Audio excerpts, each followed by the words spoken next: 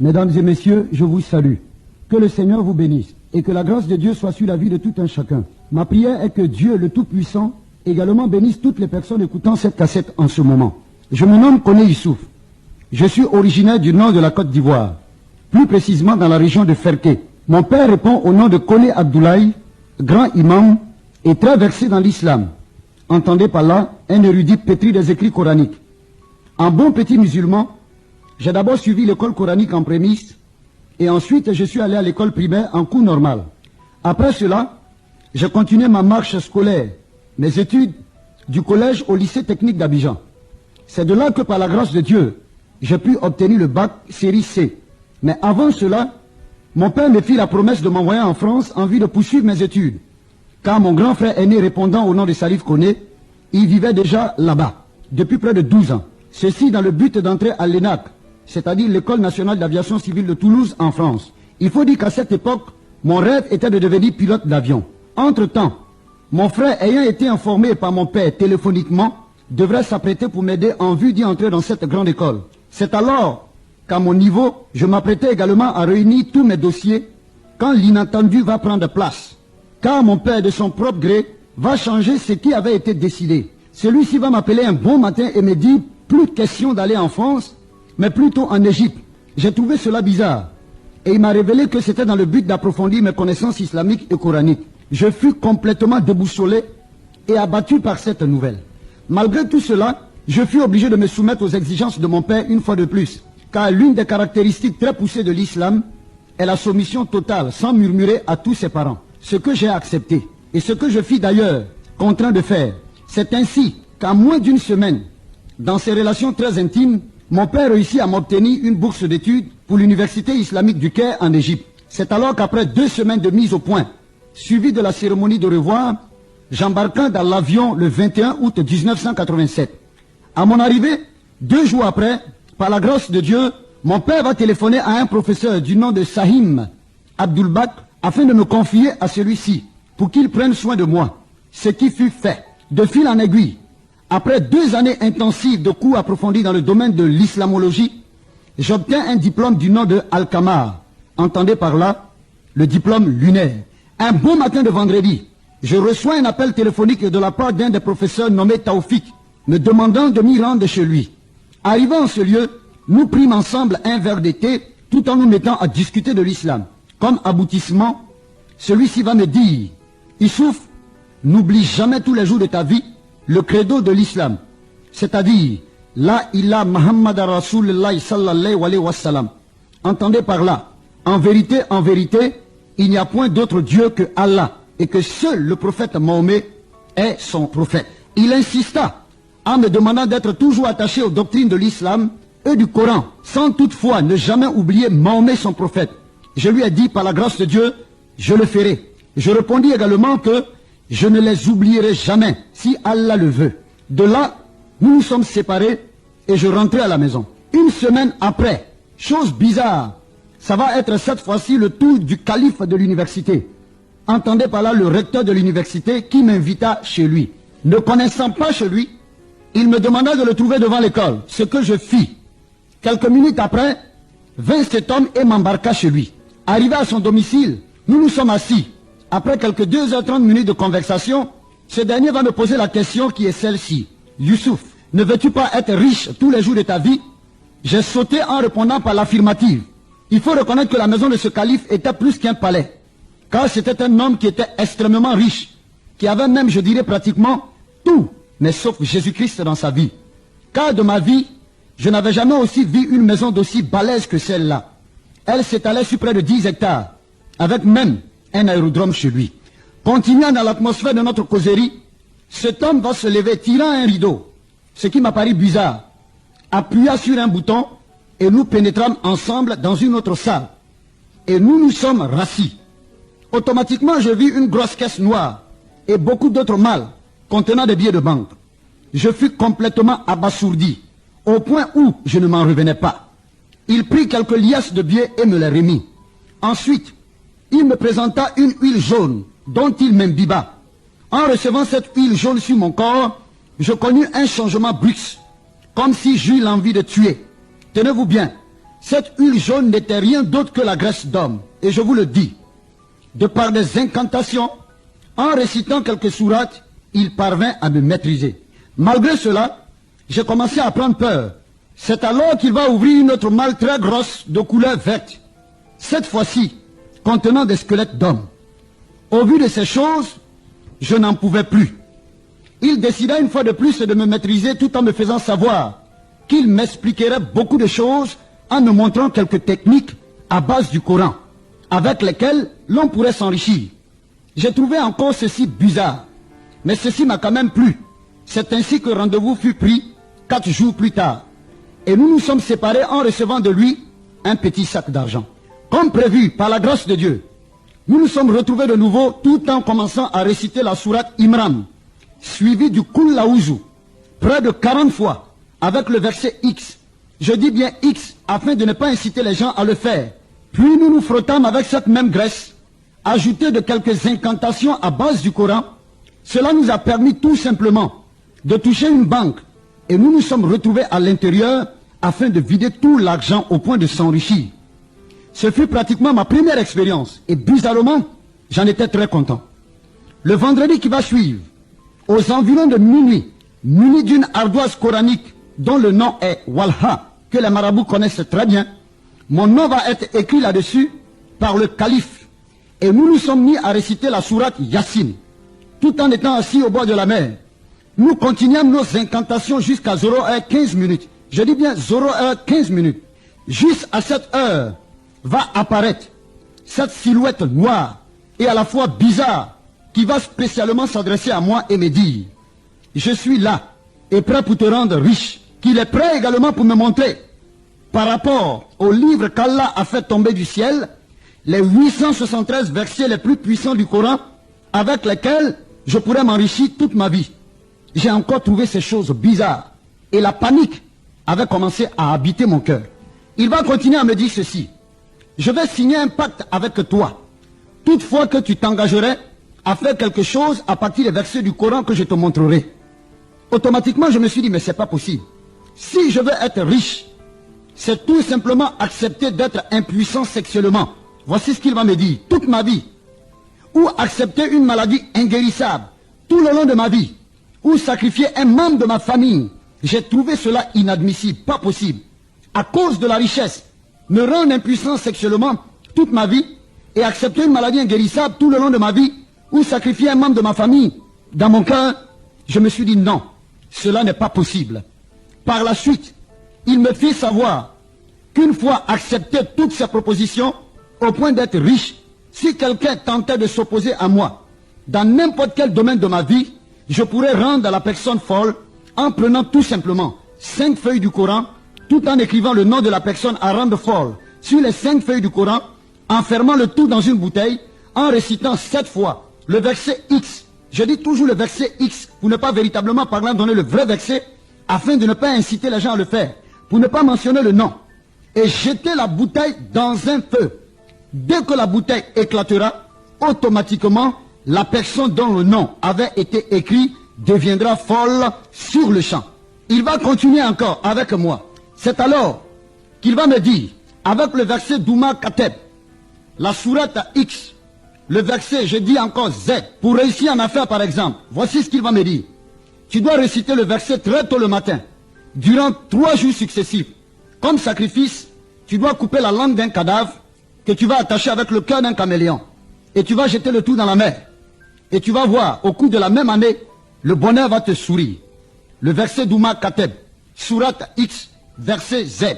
Je tiendrai tout le temps, quand je vais donner les références, en disant sourate X, verset Z, pour ne pas inciter les gens à le faire. Parce que je rends ce témoignage, pas pour amener les gens à comprendre qu'ils doivent suivre ce chemin. Mais la chose la plus importante, c'est d'accepter Jésus-Christ. Il va continuer encore pour me dire, lorsque tu auras besoin de beaucoup de biens matériels, il te faudra réciter les sourates Douma, verset Z, près de 37 fois, dans un cimetière, et au cours de la nuit profonde, et au bout de tout cela, offrir en sacrifice la tête d'un muet et le sexe d'une vierge. Je ne m'en revenais pas en écoutant ces paroles. Il va continuer encore, au point de me dire, si tu veux avoir suffisamment d'argent, il va te falloir acheter 1 mètre de tissu, coton blanc, et offrir le sang d'un fils unique ou d'une fille unique en sacrifice. 3 litres de sang. Enterrer un bœuf noir dans un trou vivant. Écrire le verset de la sourate sur un tableau et se laver avec pendant 5 jours. J'ai commencé à trembloter sur moi-même. Et voyant encore cet être, cette silhouette noire, en train d'insister. Et finalement, il va me dire, malgré toutes les propositions qu'il me fit, il finit par me dire, si je tiens rapidement à voir toutes ces choses s'accomplir, je me dois d'accepter, 1, de couper mon pouce gauche ou une partie de mon corps, soit mon premier fils, au cas où je me marierai, ou tout simplement accepter que mon cou soit goitré tous les jours de ma vie, durant toute mon existence. Malgré toutes ces propositions, j'ai tout refusé, sans toutefois savoir pourquoi. C'est alors qu'il va appeler Seydine, qui était juste à côté de moi, afin de converser avec lui. Ce dernier va finir par me convaincre d'accepter le sacrifice des 18 traits sur le ventre. Ce qui fut fait, le sang recueilli fut mélangé avec une poudre noire, qu'on me donnant à boire, en récitant 18 fois le Kul Laouzou. Après cette cérémonie, cette silhouette me demanda d'entrer à la maison, surtout à minuit précise, en me conseillant de ne regarder ni à droite ni à gauche, et qu'à mon arrivée, je trouverais 2 grosses malles remplies d'argent, seulement en une condition, à dépenser dans l'espace de 2 semaines. Effectivement, les 2 malles avaient été trouvées remplies d'argent, comme cela m'avait été annoncé, par crainte de mourir, par rapport au restrait de lin qui m'avait été donné. Je fus obligé de gaspiller, voire dilapider l'argent de temps à travers. L'argent étant fini, je me mis à nouveau de soupirer, du désir d'en obtenir. C'est ainsi qu'une fois de plus, je vais m'y rendre chez mon fameux ami qui est Seydine. Celui-ci m'accueillant va me dire, Youssouf, tu tombes à pic. Car aujourd'hui, la grande cérémonie mondiale à la cabane X, croyez-moi, c'est une maison indescriptible, connue de tous les plus grands hommes d'affaires et commerçants du monde. Je dirais même certains grands hommes politiques connaissent cet endroit. C'est alors que nous embarquâmes dans sa voiture en destination de ce lieu indiqué. Ce fut un endroit genre pèlerinage, mais je dirais démoniaque, bien entendu, car on y trouvait beaucoup d'hommes de différents domaines et de divers horizons, des marabouts, des féticheurs, des grands commerçants, des hommes d'affaires, y compris même des femmes, des fils de chefs d'État et même des ministres, venus tout simplement rechercher de puissance démoniaque en vue de se maintenir au pouvoir et trouver les moyens malsains en vue de s'enrichir davantage. Au vu de toutes ces choses, je fus apeuré. C'est alors qu'on demanda à toutes ces personnes pénétrant dans le temple de la cabane X de bien vouloir s'asseoir autour d'une grande table très immense qui s'étendait à perte de vue.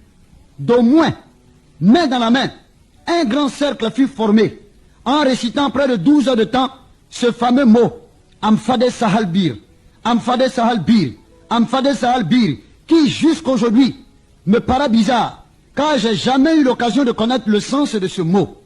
Après les 12 heures de temps passées en récitant cette fameuse phrase, une calebasse nous a été présentée d'une eau coagulée, ayant les traits du sang humain.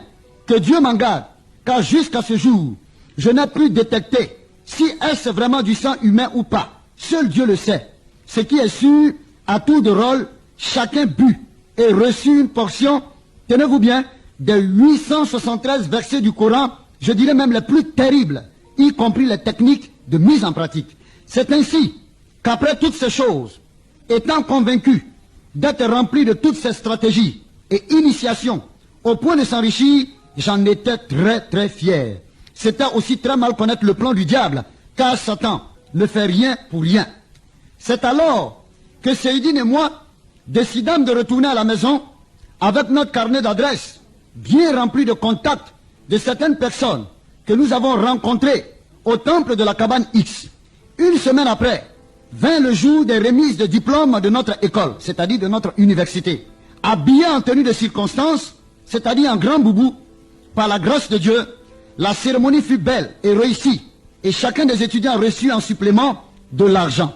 Heureux que j'étais, je pris l'engagement d'appeler mon père pour lui dire que mes études ont réussi, et que par la grâce de Dieu, très très bientôt, je serai au niveau d'Abidjan. C'est alors que je vais prendre l'avion et embarquer au niveau d'Abidjan. Arrivé à Abidjan, j'arrive dans un quartier qu'on appelle Trècheville, dans une des cours de mon père, située derrière une église catholique.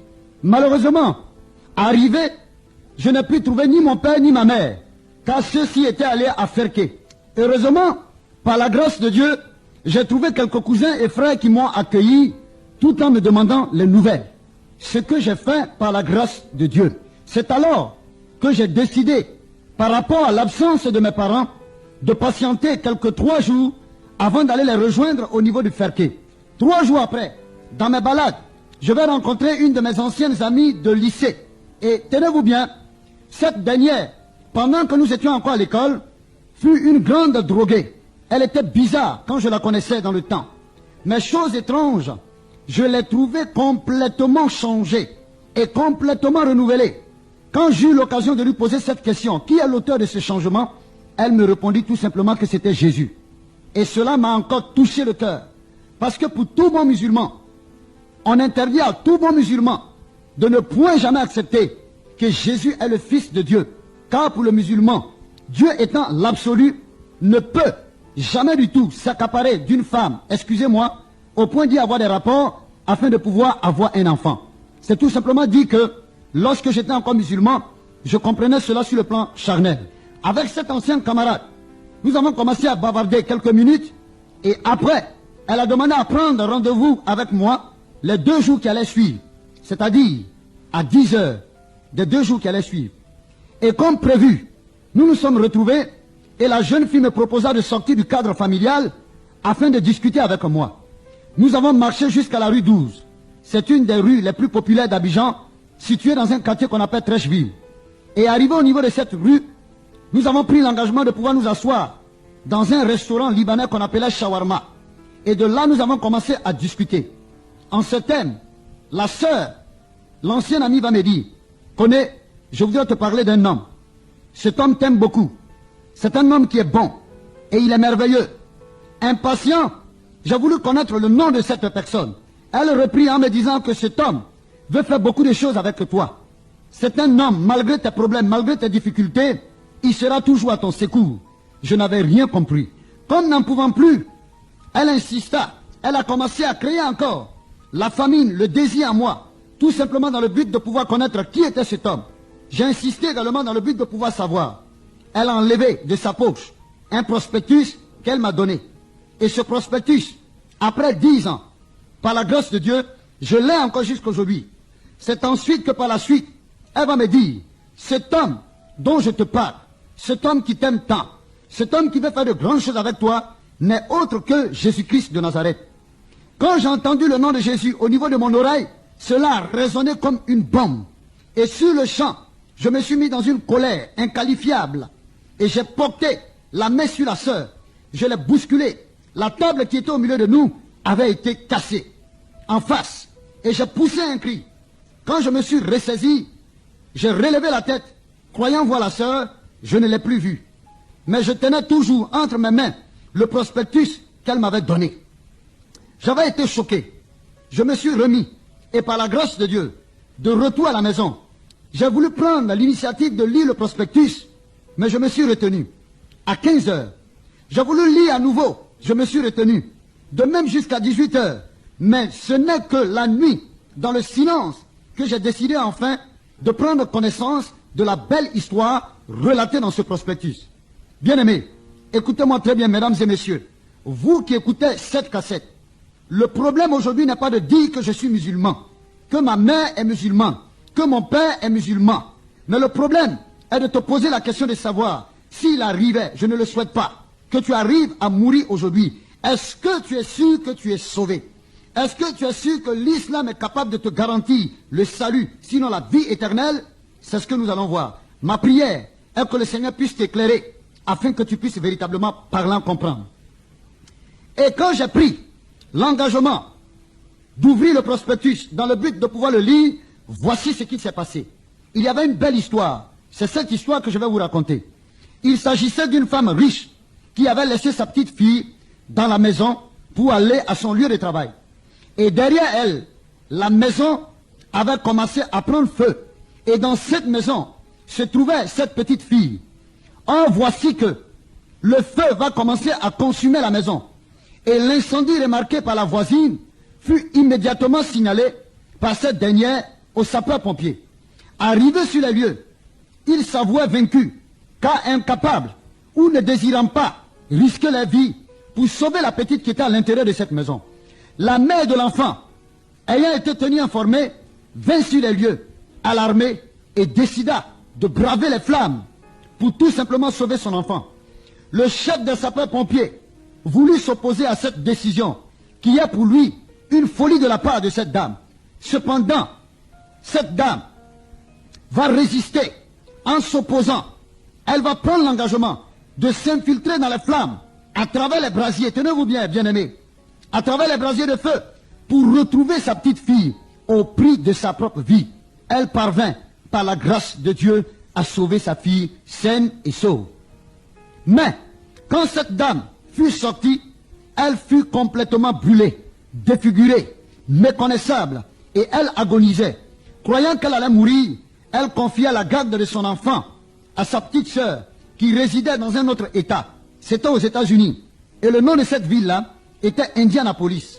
Mais voilà que par la grâce de Dieu, et Dieu étant amour, va permettre à ce que cette femme puisse véritablement parlant vivre longtemps.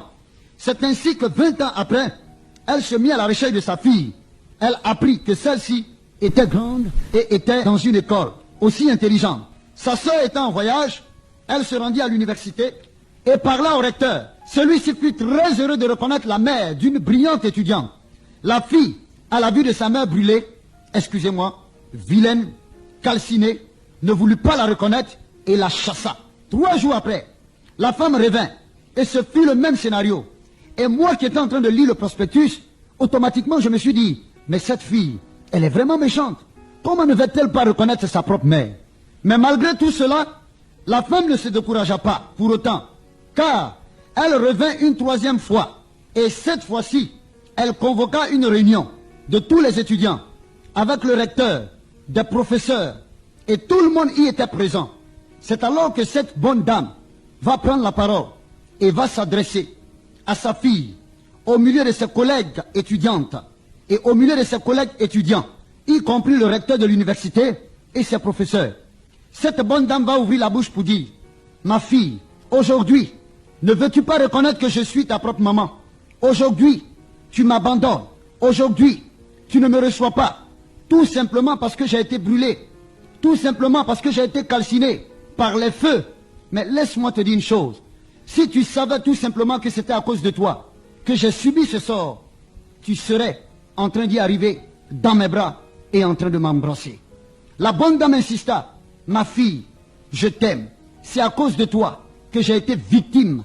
C'est à cause de toi que j'ai été brûlé. C'est à cause de toi que j'ai été défiguré.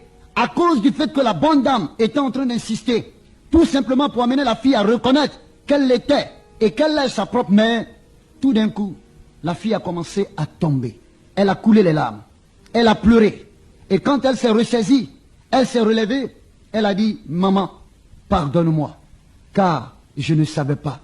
Maman, je t'en supplie, pardonne-moi, car je ne savais pas. La fille est tombée, elle s'est relevée encore une fois de plus, elle a embrassé sa maman, elle a fait les accolades à sa maman. Après avoir fini de lire ce prospectus, j'ai commencé moi aussi à couler les larmes, parce que j'ai senti cette histoire merveilleuse. J'ai senti cette histoire très intéressante, mais chose bizarre, j'ai commencé à couler les larmes. Je me suis dit, oh Dieu merci, de ce que la fille a reconnu sa propre mère. Pendant que j'étais dans ma chambre, couché sur le lit, j'entends au niveau de la porte, coq, coq, coq, coq, coq, coq, après de 3 reprises. Tenez-vous bien, c'était la merveilleuse sœur que j'avais connue, avec qui nous avions eu des discussions par rapport à Jésus-Christ qui était derrière la porte. Quand j'ai ouvert la porte et que je l'ai croisée, j'ai commencé à continuer de pleurer. Ne pouvant pas retenir mes larmes, je suis tombé au-devant d'elle. J'étais à genoux, comme un petit enfant. Et tout d'un coup, elle a levé la main qu'elle a imposée sur ma tête. Elle a dit, Seigneur, voici le mot que j'ai entendu, donne-lui ta paix. Donne-lui ta paix. Et croyez-moi, depuis mon existence sur cette terre, quand cette sœur m'a imposé la main sur la tête, je n'ai jamais expérimenté cette paix que je venais à peine d'expérimenter quand elle a posé la main sur ma tête. Et j'ai senti des frissons en moi. J'ai senti comme le Saint-Esprit m'avait visité. La joie de Dieu a commencé à remplir mon cœur. Elle a relevé ma tête. Elle m'a regardé droit dans les yeux. Elle m'a dit, Youssouf, sur le plan spirituel, cette fille te représente. Et sur le plan spirituel toujours, cette femme représente Jésus-Christ de Nazareth. C'est à cause de toi que Christ est mort. C'est à cause de toi que Jésus-Christ a accepté de se sacrifier sur la croix du calvaire. Tout simplement, si tu veux l'accepter, la gloire de Dieu va te visiter.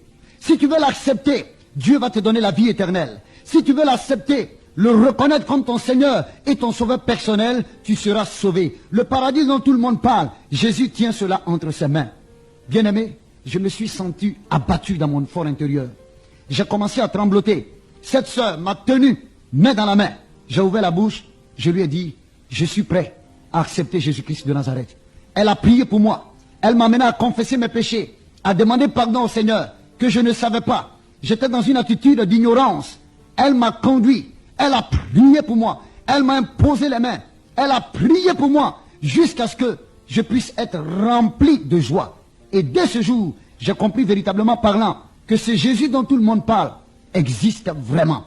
Et après cela, je vais lui dire merci. Elle m'a dit ne me dis pas merci, mais remercie le Seigneur et dis gloire au Seigneur Jésus-Christ. J'ai dit gloire au Seigneur Jésus-Christ. Elle m'a posé la question de savoir, que vas-tu faire maintenant? Je lui ai dit effectivement par la grâce de Dieu, mon père m'a expédié au niveau de l'Égypte afin d'aller poursuivre mes études coraniques.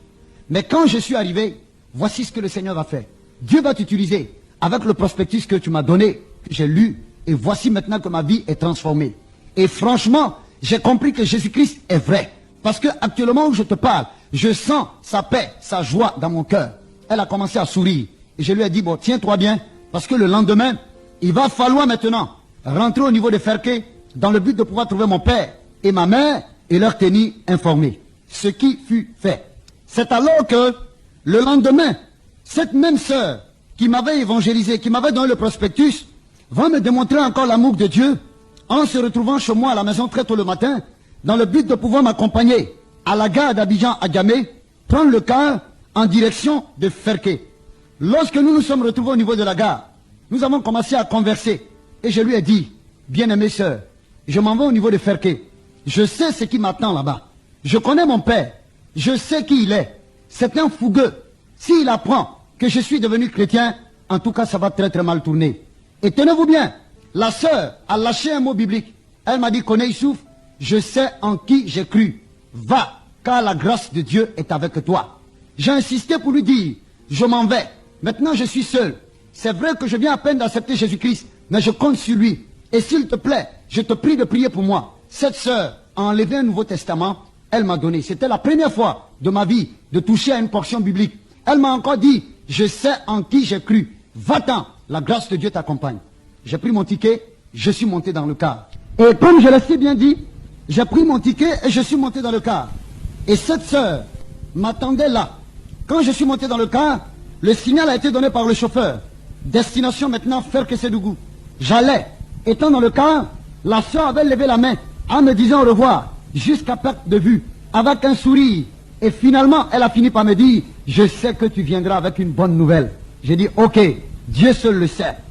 Arrivé à Ferké, la nouvelle se répandit comme une traînée de poudre, que le fils de l'âge connaît est venu. L'accueil de la maison fut très chaleureuse. On tuait même un mouton dans le but de pouvoir m'accueillir. Mon père étant absent, ma mère m'a reçu avec joie, entouré de tous mes cousins et de mes cousines, parce que la majeure partie de mes frères n'étant plus au niveau de l'Afrique. Quelque temps après, mon père fit son apparition. Il me reçut en me faisant les accolades. Tellement content, il a commencé à m'embrasser. Tellement content, il a commencé à me toucher de la tête jusqu'aux pieds. Tellement content, de sa bouche, je ne faisais qu'entendre. Youssouf mon fils, Youssouf mon fils, que Dieu te bénisse. Youssouf mon fils, que Dieu te bénisse. Et mon père s'est rassis. Après avoir fini de déguster quelque chose, lui et moi, après avoir bu du bissap, une boisson africaine, bien entendu, mon père maintenant va se rasseoir et me dit, mon fils, je suis très très content de toi. Donne-moi les nouvelles. C'est alors que je vais ouvrir la bouche et dire à mon père également que je suis très très content de lui. Parce que j'ai fait ce qu'il m'a demandé. il m'a demandé d'aller dans le pays des Arabes, étudier le Coran, et que je suis arrivé, tout s'est bien passé. Mon père a commencé à sourire. Il a même appelé ma maman. Il a demandé à ce que ma maman puisse s'asseoir à côté de moi. Et mon père dit à ma maman, viens écouter ton fils. Il vient avec de bonnes nouvelles. Et c'est alors qu'il va encore me demander l'après-nouvelle. Les nouvelles qui sont derrière la nouvelle que je venais de donner. J'ai commencé à avoir peur. J'ai commencé à cultiver la crainte dans mon cœur. Et tout d'un coup, je me suis ressaisi.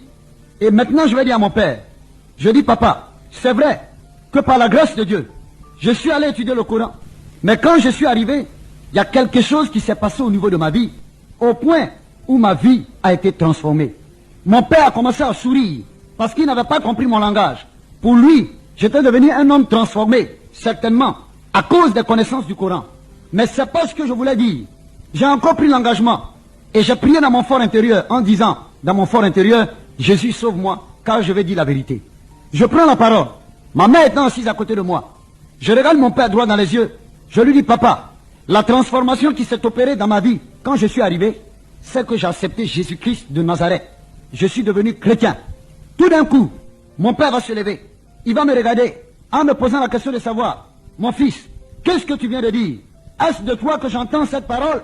Mon père dit qu'il ne croit pas. De répéter encore la même chose. Je dis à mon père, effectivement, je vais te répéter ce que je viens de dire. Je suis devenu chrétien. J'ai accepté Jésus-Christ de Nazareth. Mon père s'est levé et il a demandé au gardien de la cour où il est de lui donner une cravache, une chicotte. Et mon père va me poser la question pour la troisième fois. Mon fils, qu'est-ce que tu dis? Je dis, papa, je suis devenu chrétien. Tout d'un coup, celui-ci va se lever. Il va prendre la chicotte qu'il avait en main. Il va commencer à me battre comme un petit enfant. Commencer à m'insulter, me traiter de tous les mots en disant, Kuidangarakaban, c'est notre langue en djoula, ce qui veut tout simplement dire que tu es maudit. Et par la suite de cela, il va appeler ma maman, commencer à la bousculer en disant à ma maman, prends ton fils, ton oiseau de malheur, prends ton fils, excusez-moi le terme, ton bâtard, voici ce qu'il a dit, prends-le et vous deux quittez de ma maison, allez où vous voulez. Mon père a commencé à pousser ma maman, c'est là où j'avais été touché et j'ai attrapé sa main pour lui dire, papa, je te respecte beaucoup, mais je voudrais te demander pardon. Quand tu as connu ma mère, je n'y étais pas. La seule chose que je te demande, c'est de laisser tout simplement ma maman tranquille. Si tu veux, tu peux me foutre à la porte. Mon père m'a regardé, il a dit à ma maman de s'asseoir. Et moi, il m'a chassé. Pendant que je sortais, quand j'ai atteint le seuil de la maison, mon père me rappelle en me disant, Issouf, reviens. Quand je suis revenu, il m'a regardé droit dans les yeux. Il était 23h30. Il m'a dit, il se fait tard. À cette heure-là, il n'y a pas de possibilité pour toi pour que tu puisses partir au niveau d'Abidjan.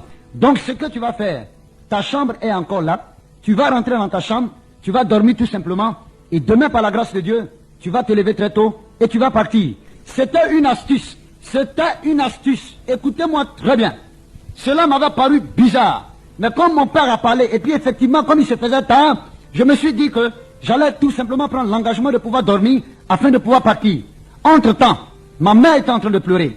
Mon père m'a remis les clés, j'ai ouvert la chambre. Je suis entré, j'ai fait le lit à l'intérieur. J'ai ouvert les fenêtres, j'ai commencé à dormir. Ma maman continuait tout le temps de pleurer.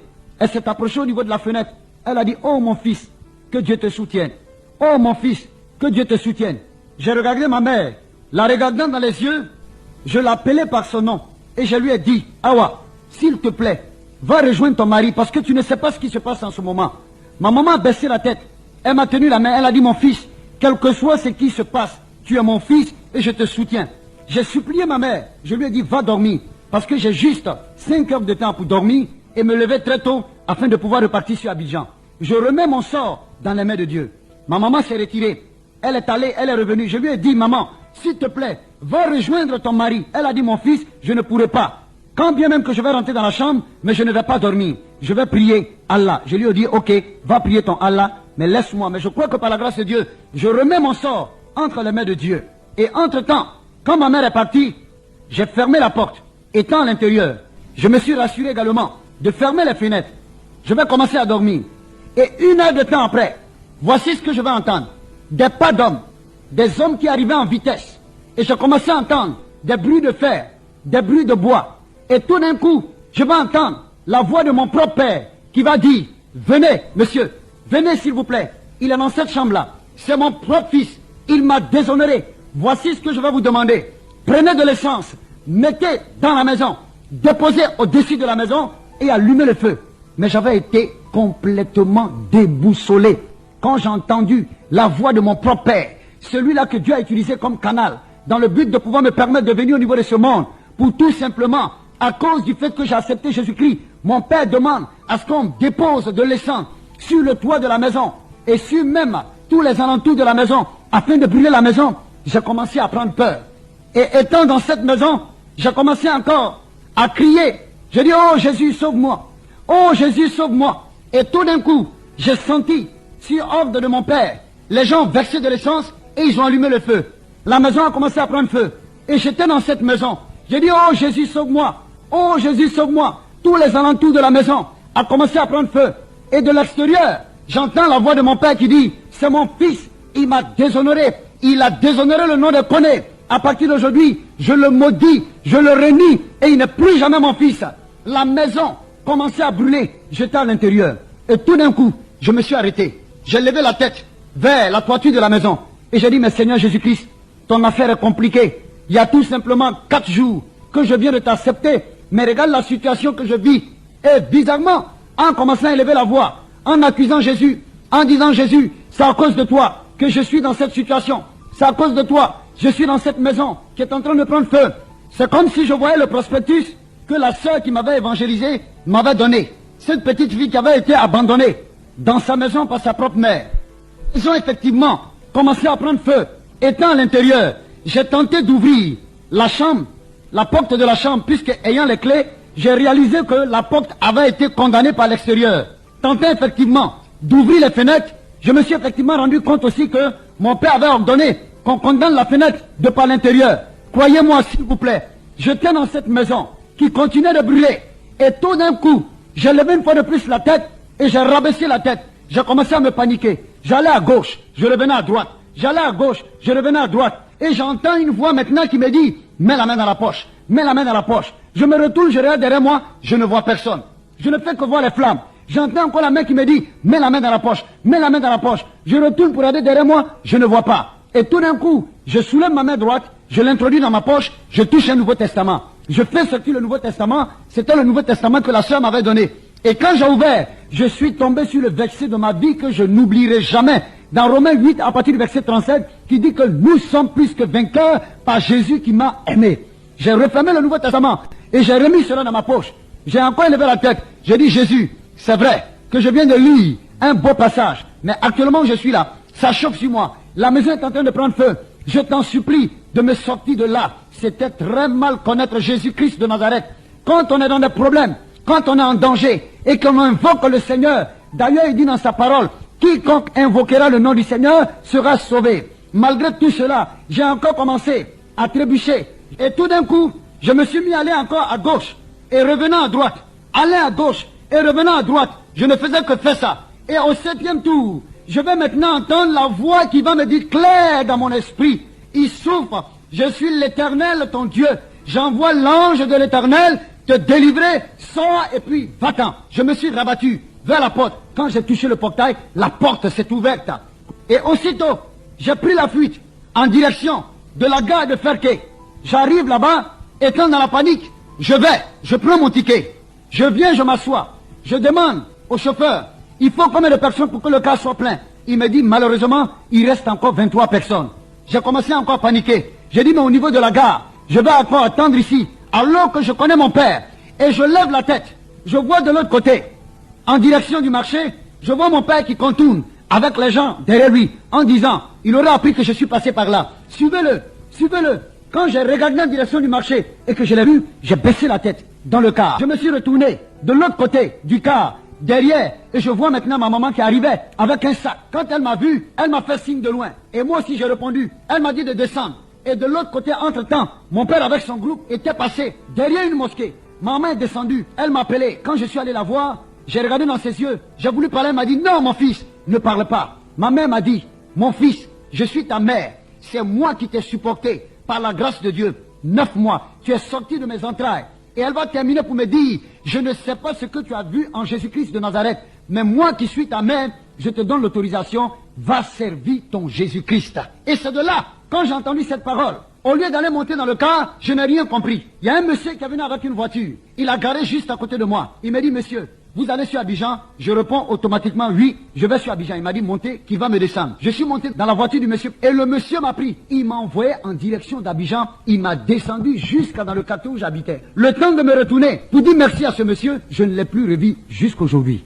Étant allé dans la cour familiale, mon père encore téléphone à mes oncles, à mes tantes, pour dire, au cas où j'arrivais là-bas, de ne pas m'accepter, de me chasser de la maison. Après investigation, je suis allé découvrir chez la sœur qui m'avait évangélisé. Quand je suis arrivé, elle m'a vu étant tout paniqué. Elle m'a dit, qu'est-ce qui se passe? Je lui ai dit, non, c'est pas le moment de demander qu'est-ce qui se passe. Donne-moi à m'asseoir. Je me suis assis, elle m'a donné un verre d'eau. Quand je lui ai expliqué toute la situation, elle a levé tout simplement la main au ciel. Elle m'a dit, Seigneur Jésus-Christ, je bénis ton nom de ce que tu as ramené ton fils. Elle m'a dit d'attendre, qu'elle allait me faire un lieu afin de pouvoir dormir, et que le lendemain, par la grâce de Dieu, elle allait me conduire au niveau de l'église. C'était une église de réveil, Abidjan à Trècheville. Elle m'a conduit dans cette église. Les frères et les sœurs m'ont véritablement parlant manifesté l'amour du Christ. Ils m'ont accueilli. Ils ont même fait une cotisation. Ils ont pris soin de moi. Ils m'ont donné un logement. Et c'est ainsi que j'ai commencé à fréquenter cette église. J'ai commencé à fréquenter cette église. Et 3 mois après, nous avons reçu dans cette église la visite d'un pasteur américain qu'on appelait James, qui était de l'état de Mississippi. Après sa prédication, il a dit comme ça, que l'Esprit de Dieu lui révèle. Il y a un ex-musulman qui est là, à peine 3 mois, qu'il a donné sa vie à Christ. Qu'il arrête de se paniquer, parce que Dieu l'aime.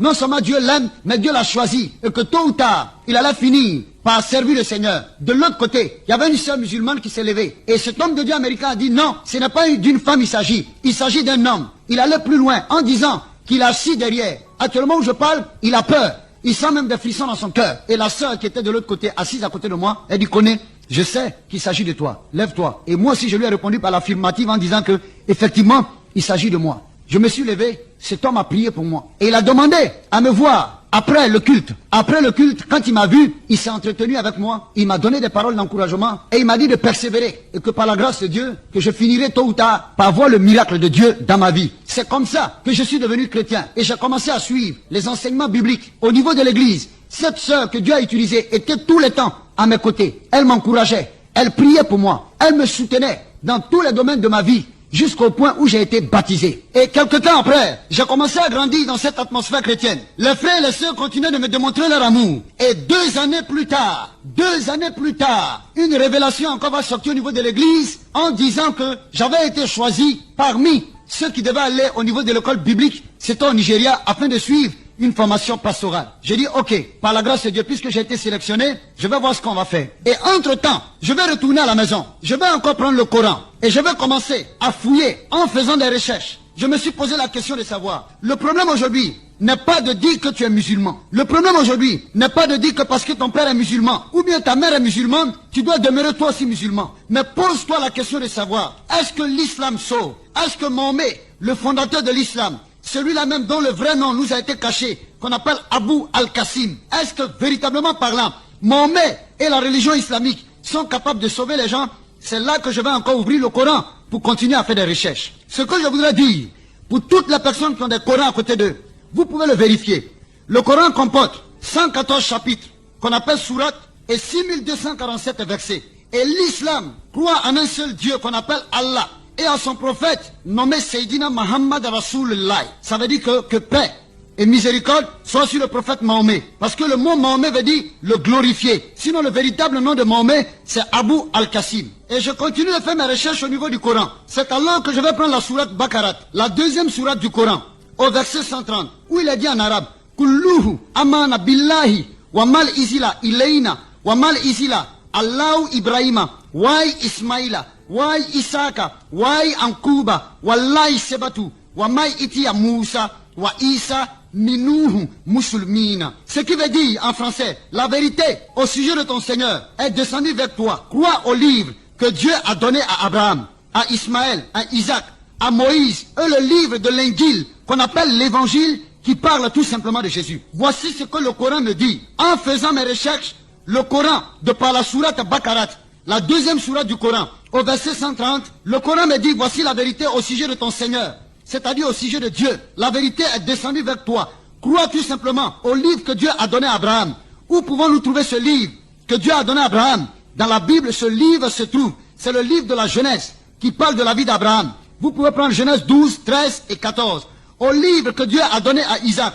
Effectivement, ce même livre se trouve dans la Bible, dans le livre de la Genèse. À Moïse, le livre de Moïse se trouve dans le Pentateuque, dans la Bible. Et le livre de l'Injil, en arabe qu'on appelle l'évangile qui parle de Jésus-Christ. Où pouvons-nous trouver ce livre? C'est tout simplement dans la Bible et dans le Nouveau Testament. Voici un point, une indication que le Coran me donne. Je continue mes recherches. Je prends la 100e sourate, le verset 6, 7, 8, où il est écrit Inna lisana lirabihe yakanuhun wa inaho allazalika la shahidun wa inaho lubei kreidun la shahidun. Ce qui veut dire en français, c'est-à-dire en vérité, l'homme est ingrat et pécheur devant son Dieu et lui-même en est témoin. Automatiquement, voici encore un verset du Coran qui m'amène à comprendre que homme, qui que tu sois, quel que soit le degré de ta couleur, tu es ingrat vis-à-vis de Dieu, ce qui veut tout simplement dire que tu es pécheur. Je continue encore mes recherches. Je tombe sur la 101e sourate qui m'a dit ceci.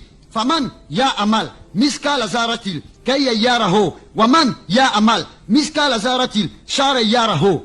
Ce qui veut dire, celui qui aura fait des œuvres pleines dans la balance, aura pour demeure le paradis. Mais celui qui aura fait moins de bonnes œuvres, aura pour demeure l'enfer. Je n'ai rien compris. Voici un verset qui m'amène à comprendre que le Coran me présente le système du salut par la balance. Ce qui veut tout simplement dire que si je dois être sauvé par rapport au Coran, au niveau de ma droite, si j'arrive à faire du bien, l'ange qui est à ma droite va écrire les biens que j'ai eu à faire. Au niveau de ma gauche, durant mon existence, l'ange qui est à ma gauche va écrire le mal que j'ai eu à faire. Mais bien aimé, posons-nous la question de savoir combien de fois un homme peut-il pécher par jour, ne serait-ce qu'en pensée, en acte, en parole, en regard et par audition. Et là, j'ai commencé encore à douter du Coran. Et la 102e sourate, les versets 6, 7 et 8, où il est écrit ceci. La taraouna al-jahiman, suman la taraouna ha, aina liyakim, suman la tusi, aluna, yaum meizim, aina, amina. C'est-à-dire, vous verrez certainement tous l'enfer et vous rendrez compte de vos bienfaits sur terre à Dieu. Je n'ai encore rien compris. Voici un verset qui m'a fait peur. Moi qui pratiquais la religion musulmane, qui programmais tôt ou tard dans ma vie, ne serait-ce qu'aller une seule fois dans la Mecque, pratiquer le pèlerinage. Mais voici un verset qui me dit ici, que je le veux ou non, malgré mes bienfaits, certainement, en tant que musulman, quels que soient mes biens, il me faut forcément voir d'abord l'enfer. Alors là, j'ai commencé encore à avoir peur. Voici un verset encore qui me démontre qu'il n'y a pas de salut dans l'islam. Et je continue mes recherches. À la sourate 10, verset 49, il a dit ceci, je vais le lire en français. Si tu es dans le doute, interroge ceux qui ont reçu les Écritures avant toi. Voici un passage qui s'adresse à Mahomet pour lui dire, Mahomet, si tu es dans le doute par rapport à ta religion, si tu es dans le doute par rapport au Coran, parce que les musulmans nous font croire que le Coran est un livre qui est descendu du ciel, s'il vous plaît, je vous demande pardon, frères musulmans, de grâce, comment est-ce qu'un livre peut-il être capable de descendre du ciel? Et d'où vient véritablement par exemple ce livre? Ali, vous me dites que ce livre vient de Dieu, mais voici que ce même livre qui est toi.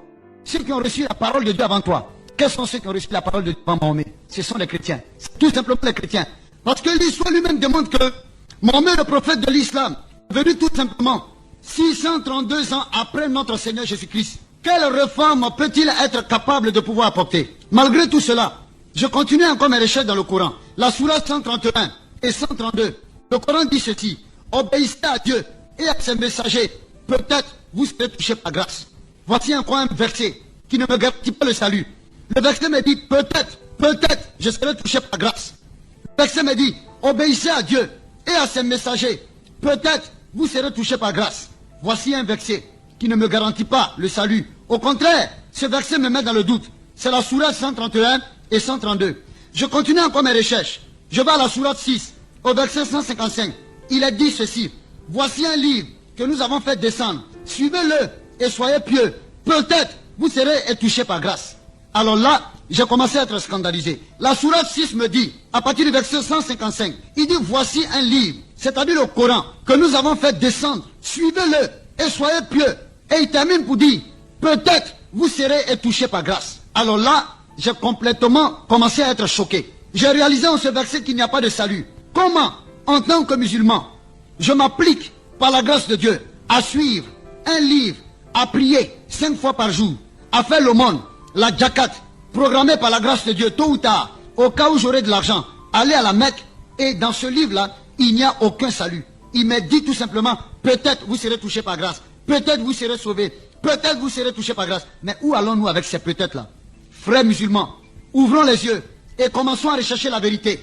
Si nous ouvrons nos cœurs sincèrement et que nous commençons à chercher la vérité, Dieu va se révéler en nous. Et je continue mes recherches. Je réalise dans la sourate 3, versets 55 à 57, il est dit, tous ceux qui suivent Jésus sont au-dessus de tous ceux qui ne croient pas en lui jusqu'au jour de la résurrection. Alors là, j'ai été complètement scandalisé. Voici un verset qui me démontre par le Coran que celui qui suit Jésus est au-dessus de tous ceux qui ne croient pas en Jésus. En un mot, le Coran était tout simplement en train de m'indiquer que Jésus-Christ est la voie qui est à suivre. Et là, j'ai fermé le Coran. J'ai été complètement déboussolé. La sourate 3, le verset 55 à 57, qui dit bien ceci. Tous ceux qui suivent Jésus sont au-dessus de tous ceux qui ne croient pas en lui jusqu'au jour de la résurrection. Et je continue mes recherches. Je vois que dans le Coran, Jésus est appelé Issa, Al-Masih, c'est-à-dire le Sauveur. Et le même Coran dit de Jésus qu'il est Kalmatullah, c'est-à-dire qu'il est la parole de Dieu. Et le même Coran continue en disant de Jésus qu'il est l'Esprit de Dieu, c'est-à-dire Ruhullah. Malgré cela, pour aller plus loin, je continue encore mes recherches par rapport à certains documents que j'ai sous la main. Je prends d'abord la vie de Mahomet. Je considère la vie de Mahomet. Et dans ces documents, il a dit ceci. Le père de Mahomet se nommait Abdallah et sa mère Amina. Il naquit ainsi comme tout le monde, de son père et de sa mère. Aucun fait extraordinaire ne signala la venue de Mahomet. Et pendant plusieurs années, aucun signe miraculeux ne le mit en relief.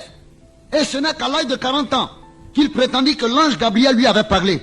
Mais jusque-là, rien ne le désigna à ses contemporains comme étant destiné à devenir un grand prophète. Il est vrai que quelques-uns des musulmans racontent de merveilleuses histoires sur la naissance de Mahomet.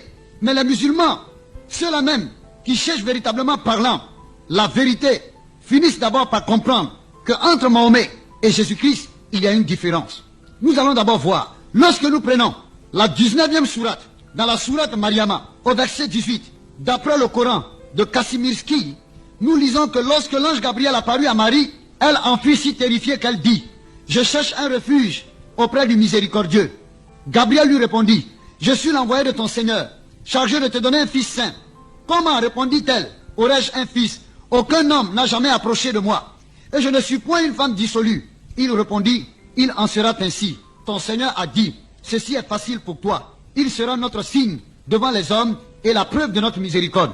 Le Coran nous montre clairement que Gabriel vint de la part de Dieu pour annoncer d'avance à Marie la naissance de Jésus-Christ et qu'elle l'enfanta sans avoir connu aucun homme. Nous trouvons encore dans la 21e sourate, les prophètes, verset 91, où il est dit ceci.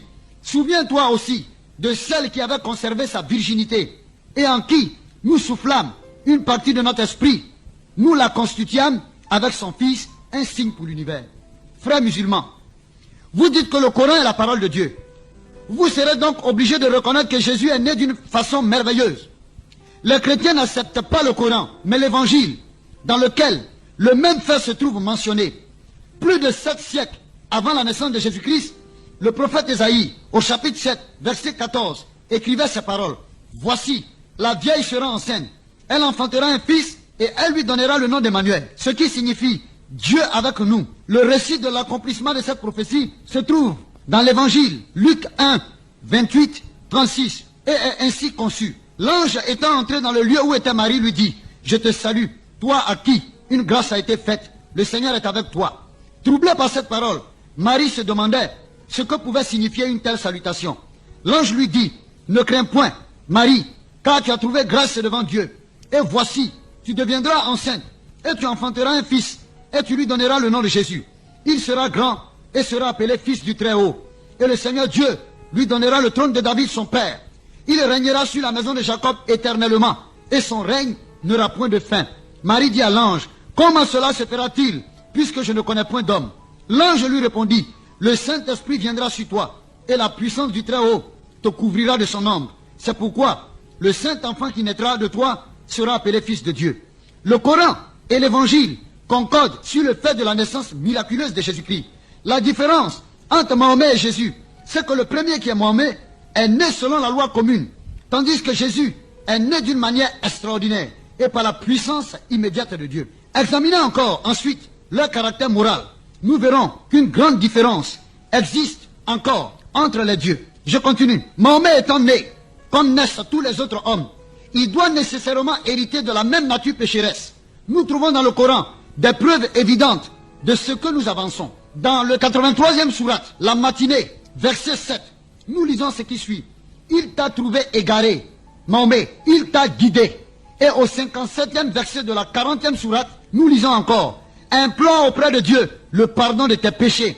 De même, dans la 110e sourate, l'assistance. Et au verset 3, il est écrit, chante la louange de ton Seigneur et implore son pardon. Voici encore des versets qui demandent que Mahomet, Seydina, Muhammad Rasulullah, le prophète de l'islam, est né pécheur. Et le Coran même, dans la 110e sourate, l'assistance, au verset 3, il est écrit, chante la louange de ton Seigneur et implore son pardon. Voici un verset qui demande que Mahomet est pécheur et qui doit demander pardon à son Dieu. Frère musulman, toi qui m'écoutes, peut-être que tu es sur ton lit en train de te coucher. Peut-être que par la grâce de Dieu, tu as reçu cette cassette étant dans ta voiture. Peut-être que tu as assemblé avec tes amis autour d'une tasse de thé afin de pouvoir écouter cette cassette. Peut-être que tu étais en train de marcher dans la rue et tu as entendu cette cassette. Tu t'es arrêté. Mon frère, ma soeur, mes bien-aimés frères et sœurs musulmans, je vous demande pardon. Pensez au salut de votre âme. Jésus-Christ a dit, venez à moi, vous tous qui êtes fatigués et chargés, et je vous donnerai du repos. Il dit, prenez mon joug sur vous et recevez mes instructions. Car je suis doux et humble du cœur, et vous trouverez du repos pour vos âmes. Car mon joug est doux et mon fardeau léger. Matthieu 11, versets 28 à 30.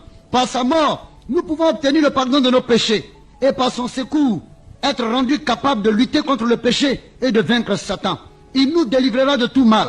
La Bible dit, il intercède pour nous auprès de Dieu le Père. Et lorsqu'il viendra au dernier jour pour juger le monde, il nous prendra avec lui dans sa gloire. C'est pourquoi Jésus pouvait dire, je suis le chemin, je suis la vérité et la vie. Nul ne vient au Père, c'est-à-dire Dieu, que par moi. Jean 14, verset 6.